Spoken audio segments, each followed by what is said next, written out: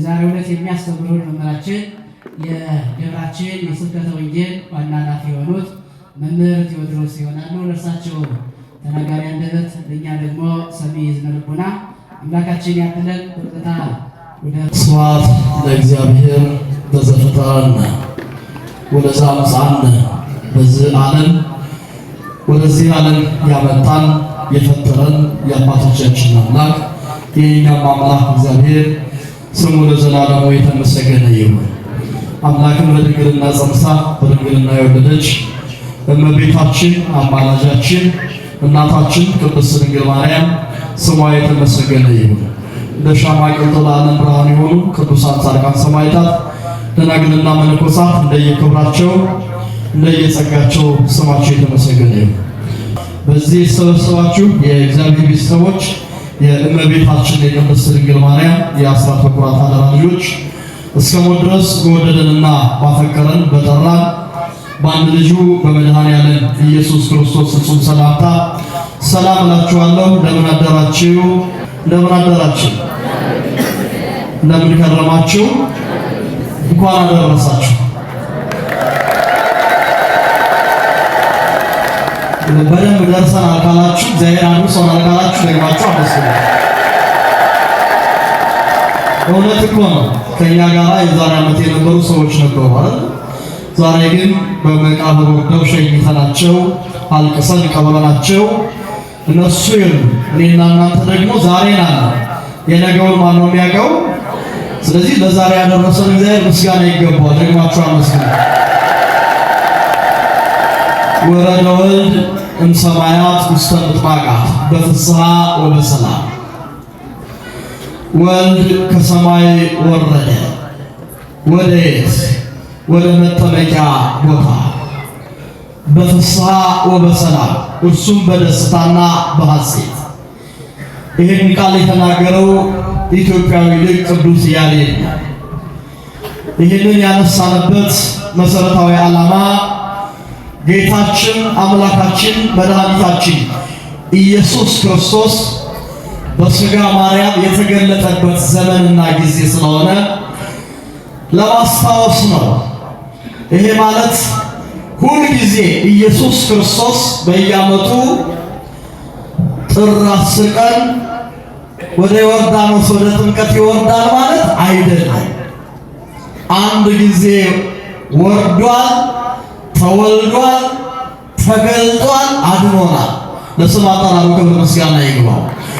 ይሄን ደግሞ ቤተክርስቲያናችን ጠብቃ ሁል ጊዜ በየዓመቱ ስንዷ እመቤት ኢየሱስ ክርስቶስ ከሰማይ ወርዷል፣ ከድንግል ተወልዷል፣ በዮርዳኖስ ተጠምቋል እያለች ቤተክርስቲያን ታስተምራለች።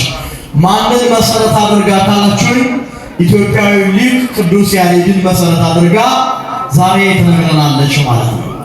እንግዲህ ቅዱስ ያሬድ ቅዱስ ቤተክርስቲያንን ከክርስቶስ ጋር ያላትን ህብረት በሚገባ በመንፈስ ቅዱስ ተቃኝቶ በ5ኛው ሴንቸሪ ተነስቶ የደረሰ የጻፈ ነው። እንደውም ሲናገር ወደ ሮም ወርጄ ቤተክርስቲያንን አየኋት፣ አወኳት፣ ወደድኳት እያለ ይናገራል። አሁን ሮም ወረድኩ የሚለው በሥጋ ሂዶ አይደለም፣ በመንፈስ ቅዱስ ተቃኝቶ ሮም ውስጥ ስላያትና ስለተመለከታት ነው። ታዲያ ይህ ሊቅ ቅዱስ ያሬድ ኢትዮጵያዊ ሊቅ ነው ብላ ቤተክርስቲያን ትናገራለች። ሌሎቹ አይ ኢትዮጵያዊ አይደለም ብለው ክርክር ያነሳሉ። ግን ቢያነሱ የዓለም ጥናት ስናነብ ስንመለከት የሚሸነፉበትን ነገር ይናገራል። ለምሳሌ 5 እህት ቤተክርስቲያኖች አሉ። አሁን 6ኛ ናት፣ የኤርትራን ቤተክርስቲያን ጨምሮ ማለት ነው። እነዚህ 6 አብያተ ክርስቲያን ማለትም በዶግማ አንድ አይነት የሆነ ስርዓት ያላቸው ማለት ነው።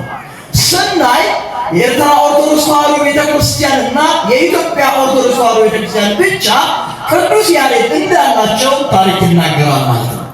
ሌሎች አሃት ቤተክርስቲያን ቅዱስ ያሬድን ከታሪክነት የዘለለ አይጠቀሙበትም።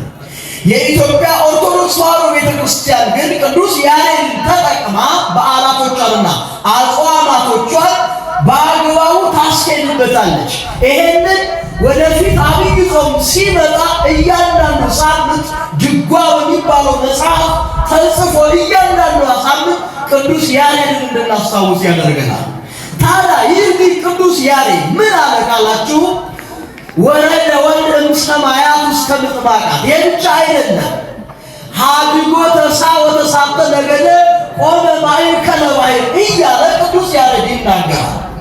ምን ማለት ነው ካላችሁ እግዚአብሔር በመጀመሪያ የፈጠረው የሥነ ፍጥረትን መጽሐፍ ስናነብ ምን ይላል ካላችሁ በቀዳሚ ገረ እግዚአብሔር ሰማይ ወምድርንና ሰማይና ምድርን እንደፈጠረ ይናገራል ማለት ነው።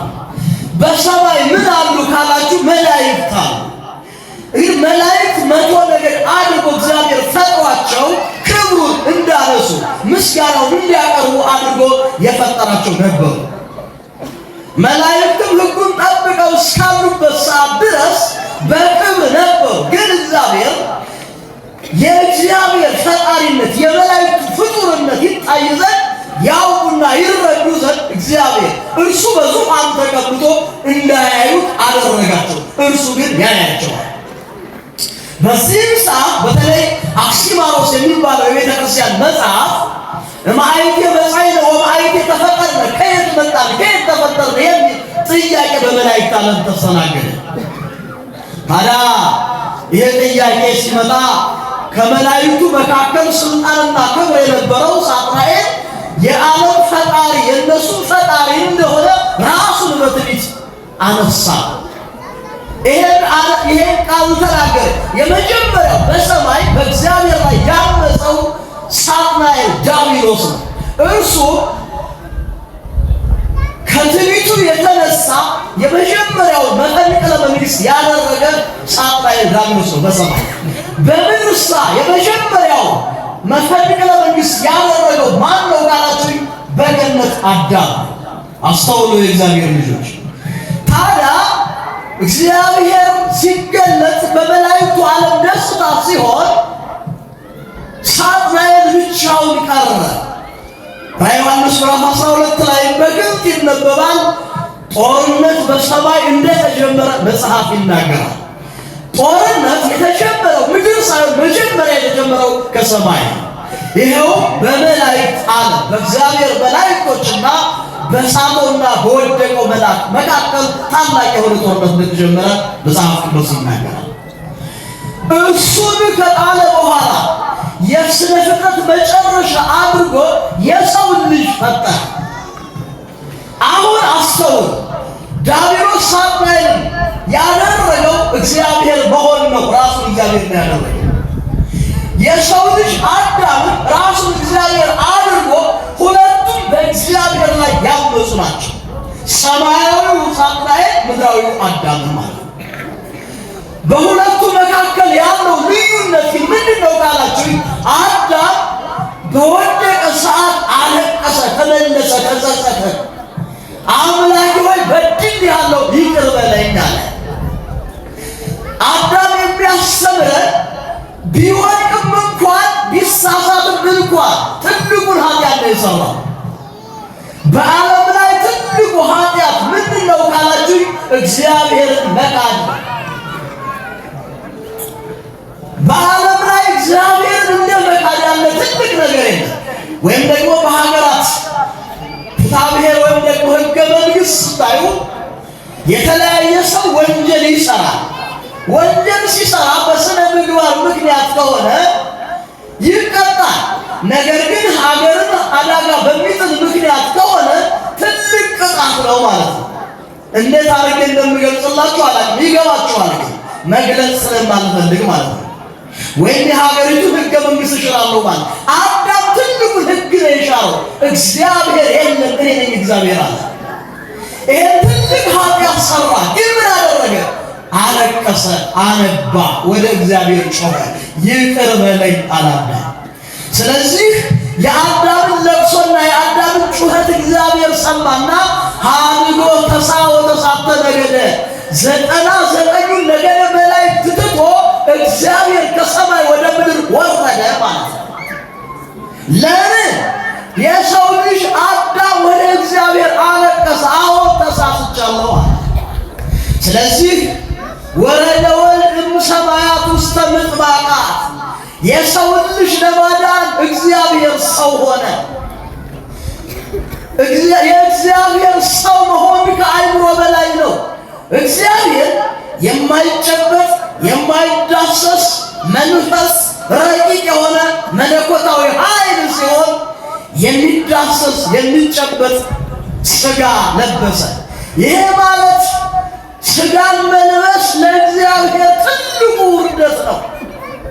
እንዴት አድርጌ ልንገራችሁ? እኔና እናንተ ስንኖር ከገንዘቦቻችን መካከል አንዱ ገንዘባችን ቆሻሻ ውስጥ አሁን ስሙን መጥራት ከማልፈልገው ቆሻሻ ውስጥ ቢወድቅብን ገንዘባችን ቆሻሻ ውስጥ ወደቀ ብለን ትተነዋለን። ያ ቆሻሻ ውስጥ የወደቀው ገንዘባችንን ከቻል ጓንት ተጠቅመን ካልቻልን እንኳን ያን ቆሻሻውን በእጃችን እናነሳዋለን። አስተውል፣ ያ ቆሻሻ ምን ያህል እንደሚያጸይፍ። ያን ገንዘባችንን ከቆሻሻው ላይ አንስተን አጥበን ገንዘባችን አድርገን እንዋብበታለን ወይም ደግሞ እንደምቅበታለን። የሰው ሥጋ ቆሻሻ ሆኖ ነበር፣ ወድቆ ነበር። ያ ቆሻሻ የሆነውን የሰውን ሥጋ አምላክ ወርዶ ተወልዶ ያን የቆሸሸውን ሥጋ አንስቶ ቀደሰው፣ አከበረው። ስለዚህ የሰው ልጅ ከእግዚአብሔር ሥጋ መልበስ የተነሳ የከበረና የተቀደሰ ሆነ። ቅዱስ ጳውሎስም አንተ ሙሴ ቤተ መቅደሱ ለእግዚአብሔር ይላል። እናንተ ሕያው የእግዚአብሔር ቤተ መቅደሶች ናቸው ይላል። አስተውሉ ክርስቲያኖች፣ ቤተ መቅደስ ይሄኛው ቤተ መቅደስ አለ። ይሄኛው ቤተ መቅደስ ይፈርሳል፣ ምንም ጥርጥር የለውም። ይሄ ቤተ መቅደስ ፈርሶ እዛ ጋር እንገባለን። አሁን ከሚሰራው ይሄን በዘመን ሲያረጅ ይፈርሳል። እንዲህ እያለ ይቀጥላል። ይህ የኔና የናንተ ሥጋ ግን ሕያው ቤተ መቅደስ ነው። ሕያው ቤተ መቅደስ ያደረገው መድኃኔዓለም ነው። ክብርና ምስጋና ለስሙ አጠራሩ ይሁን። ስለዚህ ከሰማይ ወረደ፣ በባህር ላይ ቆመ። ለምን? የሰው ልጅ ቅዱስ ለማድረግ እግዚአብሔር ወረደ። አምላክ ሰው ሆነ፣ ሰው አምላክ ሆነ። ቲዮፋን የመገለጥ ዘመን እግዚአብሔር በምድር ሥጋ ለብሶ የተገለጠበት ዘመን ነው። እንኳን አደረሳችሁ የተዋህዶ ልጆች። ስለዚህ ቅዱስ ያሬድ ይሄንን ነው የሚለው። እንግዲህ በቤተ ክርስቲያናችን ዛሬ የተነበበው ወንጌል አለ።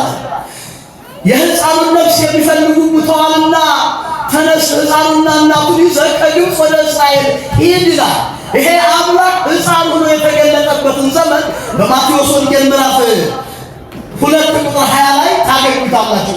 አምላክ ሰው ሆኖ ሕፃን ሆኖ በግርግም በረት ልዩ በሆነ ሁኔታ ከሕግም በታች ሆኖ ረቂቁ አምላክ ተገልጦ ከሕፃናት ጋር በቤተልሔም ከተወለደ በኋላ እንደተወለደ ሄሮድስ በጠላትነት ተነስቶበታል። ለምን? ሄሮድስ እንደምታውቁት እርስ በርሶቹ ወንድማማቾቹን አጋድሎ ወደ ስልጣን የወጣ ሰው፣ በደም የሰከረ ሰው። ስለዚህ ይህ በደም የሰከረው ሄሮድስ ማንኛውም ሰው ስልጣኑን የሚገዳደር ከመሰለው ከመግደል ወደኋላ አይል፣ ርኅራኄ የለው። ለምን? መጀመሪያም የተነሳው በክፋት ስለሆነ ክፋትና ተንኮልን ከሁላችን ያረቀልን።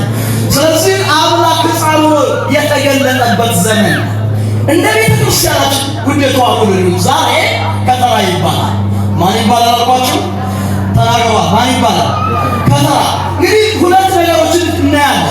ሁለት ሊቃውንት ከተራ ማለት ምን ማለት እንደሆነ የተናገሩትን ነገር እናይና ትንሽ ደቂቃ ነው የምንቆየው። ከተራ ማለት ከተረ፣ ከበበ ካለ ግዝ ግስ ይወጣ ነው።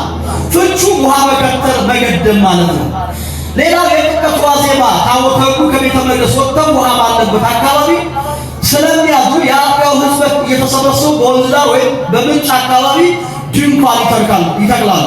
ድንኳንም ከሌለ ወደ ገጠሩ ድንኳን የለም። ድንኳንም ከሌለ ዳስ ይጥላሉ። በዛ በዳስ ውስጥ ውሃ ይከትሉና በዛ ላይ የቃል ኪዳኑ ታቦት ይወርዳል ማለት ነው። ደስታ ወልድ ክፍሌ ምን ይላል? ከተራ ማለት ውሃ መከተል ወይም መገደብ ማለት ነው ይላል። አለቃው ኪዳነ ወልድ ክፍሌም ደግሞ በመጽሐፋቸው 1948ኛ ላይ ከተራ የሚለው ቃል በቁሙ ዘጋ፣ አቆመ፣ ገደበ፣ ከለከለ ማለት ነው ብለው ይፈቱትና በየዓመቱ ጥር 10 ቀን የምዕመናኑ አብዛኛው ስራው ውሃን መከተልና መገደብ በመሆኑ ሁለቱ ከተራ የሚል ስያሜ ተሰጥቶታል። ዕለቱ ከተራ የሚል ስያሜ ተሰጥቶታል። ውሃው የሚከተለው በማግስቱ ጥር 11 ቀን የጥምቀትን በዓል ስለሚከበር ለዛ ነው ከተራ ተብሎ የሚከተለው ማለት ነው።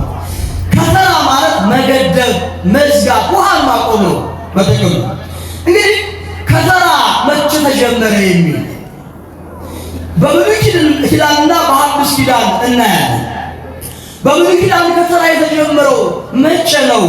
ወይም ደግሞ ታቦታት ወደ ወንዝ ወደ ባህር መውረድ የጀመሩት መቼ ነው ለሚለው ጥያቄ ቤተክርስቲያኗ ብሉይንም ሐዲስንም አንድ አድርጋ አስማምታ ያለች ስለሆነ እንዲህ ይላል። የቃል ኪዳኑ ታቦት አክብሮ መጓዝና ወደ ወንዝ መውረድ የተጀመረው በአሮን ልጅ በአልዓዛር ጊዜ ነው ይላል። በማን ልጅ አልኳችሁ? በአሮን ልጅ በአልዓዛር ጊዜ። ድገሙት። የአሮን ልጅ ማን ይባላል? አልዓዛር። ምንም ይዞ ወደ ወንዝ መውረድ የተጀመረው የቃል ኪዳኑን ታቦት በመቼ ዘመን? በአዲስ ኪዳን በብሉይ ኪዳን? በብሉይ ኪዳን ያዙ። ከዚህ የጀመረ አሁን አዲስ አይደለም ማለት ነው። በአልዓዛር ጊዜ ነው። ኢያሱ በሙሴ እግር ተተክቶ ሕዝበ እስራኤልን እየመራ ከዮርዳኖስ ወንዝ ሲደርስ ባህሩ ከሁለት ይከፈላል፣ ወራጁ ይቆምና ይከተላል። አያችሁ፣ በሙሴ እግር የተተካው ኢያሱ ሕዝበ እስራኤልን ሙሴ ከኤርትራ ተሻግረው ከዛ በኋላ የዮርዳኖስን ሊሻገሩ ሲሉ የቃል ኪዳኑን ታቦት ይዘው በዮርዳኖስ ሲገቡ ውሃው ይከተላል። ከቃሉ ጋር ናቸው። ውሃው ምን ይላል? ይከተላል። ይሄ ማለት ይቆማል ማለት ነው። አስተውሉ። ሕዝበ እስራኤላውያን ሲሻገሩ ምን ያደርጋሉ ካላችሁ የቃል ኪዳኑን ታቦት ይዘው ውሃው ላይ ይቆማል። በባህሩ መካከል ላይ ይቆማል። በዚህ ሰዓት ባህሩ እንደ ግድግዳ ይቆማል ማለት ነው። ከዛ በኋላ ማን ይሻገራል ማለት ነው? ሕዝቡ ይሻገራል። እግዚአብሔር ሁላችንን የሚያሻገራል። ድንኳን ጥለው የቃል ኪዳኑን ታቦት በድንኳን ውስጥ አድርገው ሌዋውያን በዙሪያው ካህናቱ ደግሞ በውስጡ ሆነው እግዚአብሔርን እያመሰገኑ አድረው በማለዳ ተሻግረዋል ይላል መጽሐፈ ኢያሱ ምዕራፍ 3 ቁጥር 8 ላይ ተመልከቱ። ከወንዝ ዳርቻ ላይ ሆነው ባህሩ ቆሞላቸው ወንዙን ካሻገራቸው በኋላ እስራኤላውያን ተሰብስበው ባህር ከፍሎ ስላሻገራቸው የቃል ኪዳኑ ታቦት የሰራውን ድንቅ ሥራ አይተው መከተሉን አይተው ያሻገራቸው እግዚአብሔርን አመሰገኑት ይላል። ለዛሬ ያደረሰን ማን ነው? ንገሩኝ እስኪ። ያሻገረን ማን ነው? እግዚአብሔር ነው ያሻገረን። ስለዚህ የቃል ኪዳኑ ታቦት ሲወጣ ያሻገረን እግዚአብሔር እናመሰግናለን። አናመሰግንም? አመስግኑታ። እግዚአብሔር አሻገረን። ይሄ በብሉይ ኪዳን። ወደ ሐዲስ ኪዳን ደግሞ ስንመጣ ጥምቀት የተጀመረው ማለትም እንደዚህ የጥምቀት ባህል ተብሎ የተጀመረው በ11ኛው ሴንቸሪ። ይሄ ማለት በቅዱስ ላሊበላ ዘመነ መንግስት ማለት ነው። በማን ዘመነ መንግስት አልኳችሁ? በቅዱስ ላሊበላ። በዚህ ዘመን የተነሱት ግብፃዊው መነኩሴ ኢትዮጵያውያን የምንወዳቸው የምናከብራቸው ጻድቁ አቡነ ገብረ መንፈስ ቅዱስ ናቸው። እስኪ በረከታቸው ይደረን። አመስግናቸው ጻድቁ። ጻድቁ የመጀመሪያውን የጥምቀት ባህል መጀመር የጀመሩት የመጀመሪያው በአክሱም፣ በጎንደር፣ በመቀሌ፣ በመርጦለ ማርያም፣ በተድባበ ማርያም እየተዘዋወሩ ባህረ ጥምቀትን ባርከዋል ይላል። በስንተኛው ሴንቸሪ ያልኳችሁ? በ11ኛው። ከዛ ሲቀጥል በአፄ ይኩኖ አምላክ ዘመነ መንግስት በጻድቁ አባታችን አቡነ ተክለ ሃይማኖት በእውነት ጻድቁን አመስግኗቸው፣ በረከታቸው ይደረግልን። ይሄ ማለት በ1203 እስከ 1204 በእሳቸው አሳሳቢነት የተጀመረው ስርዓተ በዓል ተጠናክሮ እንዲቀጥል በአዋጅ የታዘዘበት ጊዜ። ያኛው ጻድቁ ጀመሩ፣ አዋጅ እንዲታወጅ ያደረጉ ደግሞ ኢትዮጵያዊ ብርሃን ጻድቁ ማናቸው? ስሟቸው ጥሯ። ጻድቁ አቡነ ተክለ ሃይማኖት ናቸው። አስተውሉ የእግዚአብሔር ልጆች። ከዛም በኋላ ሲቀጥል ታቦታቱ በሕዝብ ጥበቃ እንክብካቤ ተደርጎላቸው በጥምቀተ ባህሩ እንዳሉ ወስነዋል። የበዓሉ አከባበር ከጊዜ ወደ ጊዜ እየሰፋ መጣ ነው ይልና ከተራ የተጀመረው ግን በ15ኛው ሴንቸሪ። በስንተኛው ሴንቸሪ ማለቷችሁ? ደገኛው ንጉሥ አጼ ዘርዓ ያዕቆብ ከአጼ ገብረ መስቀል ጀምሮ የአደባባይ በዓል የሆነውን የጥምቀት በዓል በ15ኛው ክፍለ ዘመን በደገኛው ኢትዮጵያዊ ንጉሠ ነገሥት አጼ ዘርዓ ያዕቆብ በመጽሐፋቸው ላይ ይናገራል። በ1426 ከ1460 ዓመተ ምህረት ባህረ ጥምቀት ብቻ ሳይሆን ከዛ በፊት እስከዚህ ጊዜ እስከ 15ኛው ሴንቸሪ ጊዜ በእለቱ ብቻ ወርዶ ነበር የሚመለሰው። ግልጽ ነው አባባሌ። በምን አልኳችሁ? በእለቱ ብቻ ወርዶ ከዛ በኋላ ተጠምቆ ምን ይባል ነበር? ይመለስ ነበር። በ15ኛው ሴንቸሪ ግን ጌታችን አምላካችን መድኃኒታችን ኢየሱስ ክርስቶስ በግማሽ ሌሊት ነውና የሄደው። ስለዚህ ይሄ ስለሆነ በከተራ ወይም ደግሞ በማግስቱ መውረድ አለበት ብለው ታቦታቱ ወደ ወንዝ ወርደው ዕለቱን እንዳይመለሱ በዚያ ፈንታ በጥምቀት ዋዜማ ጥር 10 ቀን ከሰዓት በኋላ ወደ ባህረ ጥምቀት ወርደው እንዲያዙ አገሩን በኪደተ እግር ይባርኩ ዘንድ በሄዱበት መንገድ እንዳይመለሱ በአዋጅ ወሰኑ። ይህ ታሪክ በመከተል አጼ ናኦድ በ1486 በ1500 ዓመተ ምህረት ማንኛውም ኦርቶዶክስ ተዋሕዶ ሃይማኖት ምዕመናን ታቦተ ሕጉ ወደ ባህረ ጥምቀቱ በሚወርድበትና ከባህረ ጥምቀቱ ወደ ቤተ መቅደስ በሚመለስበት ጊዜ አጅቦ ሁሉም ሰው እንዲወርድ የሚል ትእዛዝ ወጣ። ዛሬ እዚህ ደርሰናል። እግዚአብሔርን አመስግኑ። በእውነት አመስግኑ እግዚአብሔር። ይሄ ዝም ብሎ አይደለም። የከተራ የራሱ ምሳሌ አለ። ምሳሌው ለምንድን ነው ከተባለ በበዓለ ጥምቀት ዋዜማ የታቦቱ ወደ ወንዝ መውረድና የበዓለ ጥምቀቱ መዘጋጀት ሃይማኖታዊ ታሪክና ምሳሌ አለው ይላል። እንደፈቀድን እንደወደድን እንደፈለግ አይደለም። ቤተ ክርስቲያኗ ዝግጁ ስለሆነች መለኮታዊ ክብርን ጠብቃ ከእግዚአብሔር የተሰጣትን ክብር ጠብቃ የምትጓዝ ቤተ ክርስቲያን ናት። የዚች ልጆች ያደረገን እግዚአብሔርን አመስግኑ። ይህን ኢየሱስ ክርስቶስ በዮሐንስ ለመጠመቅ ከገሊላ ወደ ዮርዳኖስ የመሄዱ ምሳሌ ነው ይላል። አይገርም? ከየት ወደ የት የመሄዱ ምሳሌ ነው?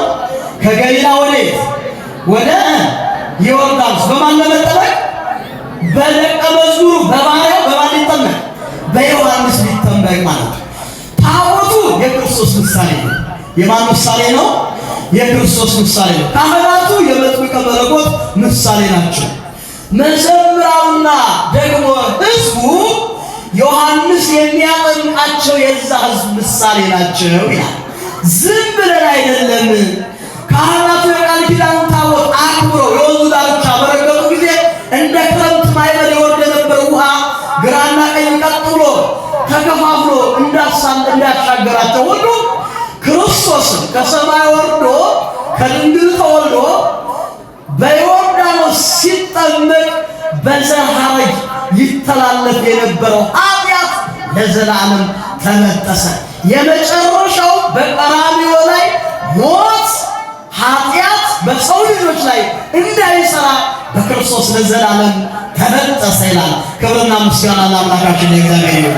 ስለዚህ ክርስቶስ በዮርዳኖስ የተጠመቀው አዳም ገብሩ ለዳብሎስ ሔዋን አመቱ ለዳብሎስ ተብሎ በእብነ ሩካቤ በዮርዳኖስ የተጣለው ያን የዕዳ ደብዳቤ ለዘላለም ይደመስስ ነው።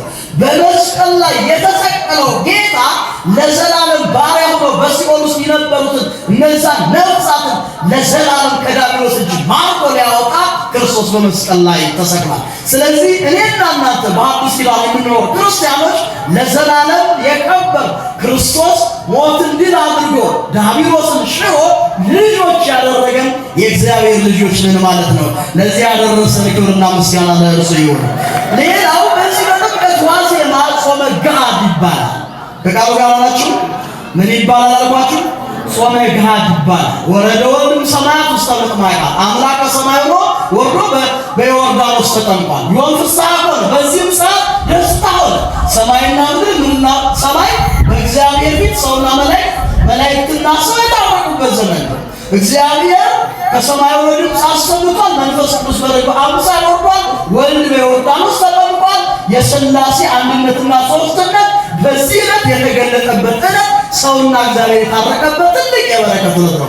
ለዚህ የበረከት ዕለት ያደረሰን እግዚአብሔር ስሙ የተመሰገነ ነው። እንግዲህ ጾመ ገሃድ ይባላል። ገሃድ ማለት መግለጥ ነው፣ ፈንታ ማለት ነው።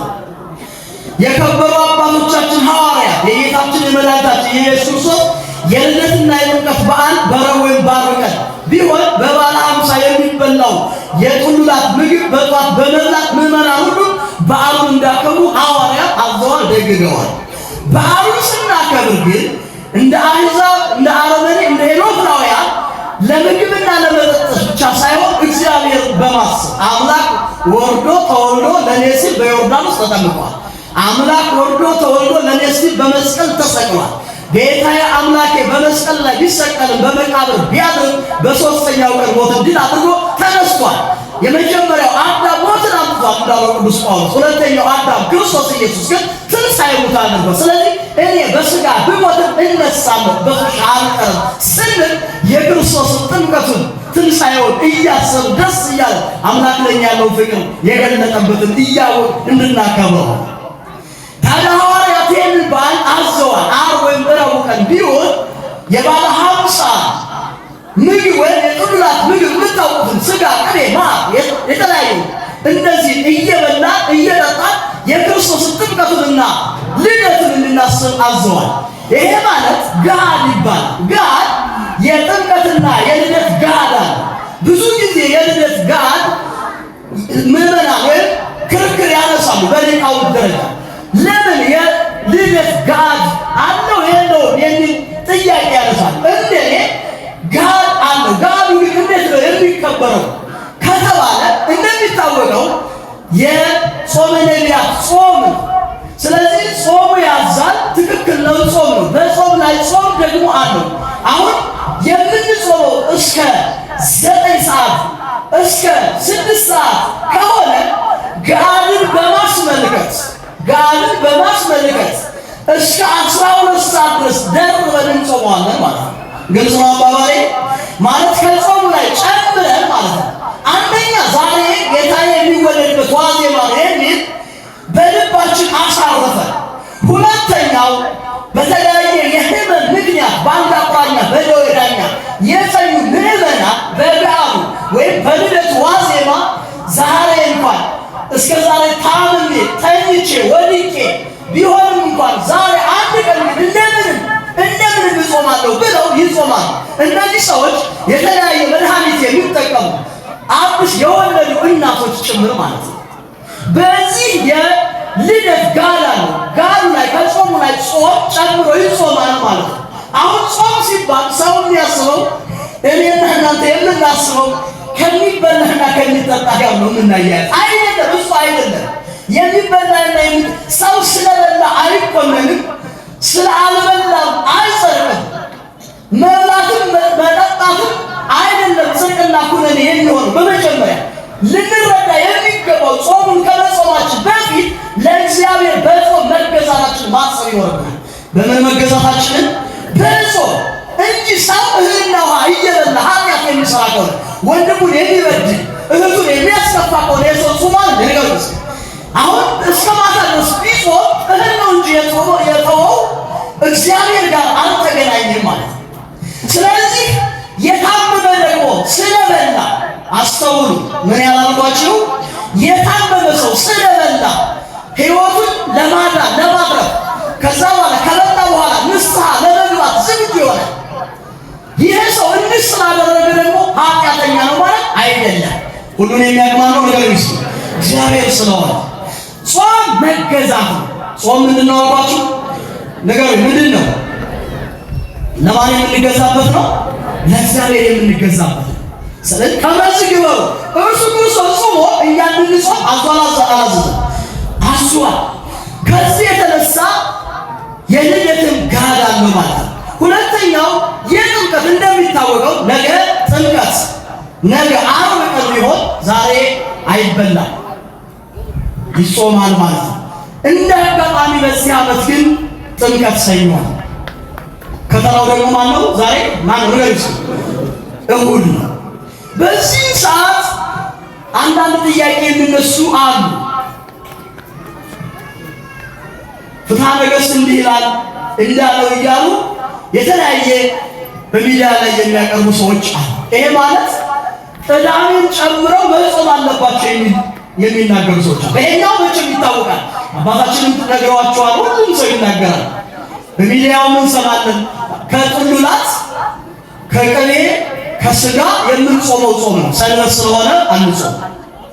ግልጽ ነው አይደል? አባባሌ ቅዳሜን ጨምሮ መጾም አለበት የሚሉ እንዲህ አይነት አስተምሮ የሚያስተምሩ ሰዎች የቤተ ክርስቲያኗ ልጆች አይደሉም።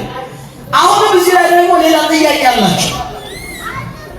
ጥምቀት እሑድ ቀን ቢሆን ቅዳሜ ቀን እስከ ማታ ድረስ መጾም አለበት የሚሉ ሰዎች ከቃሉ ጋር ናቸው አይደል?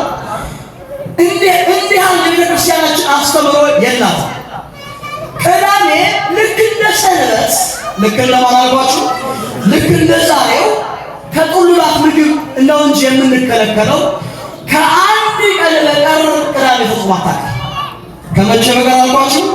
ከአንድ ቀን በቀር ያ ጌታችን አምላካችን ለስም አጠራሩ ክብር ምስጋና ይግባው ኢየሱስ ክርስቶስ በከርሰ መቃብር ባደረበት ጊዜ እመቤታችን ውሃ ቀመሰች፣ እህል አልበላችም። ሐዋርያትም ጌታ ከተያዘ ጀምሮ ውሃ ጠጡ፣ እህል አልቀመሱ።